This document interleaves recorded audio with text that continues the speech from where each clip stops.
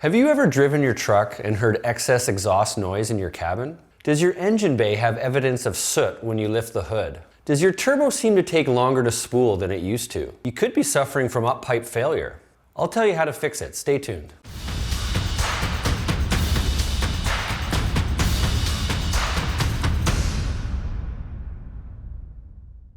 Factory up pipes are prone to failure, and when they fail, they leak exhaust between the exhaust manifolds and the turbocharger. This can cause everything from slower turbo spooling to hot exhaust gas burning other components in the engine compartment. Luckily, BD has created a robust and cost-effective solution.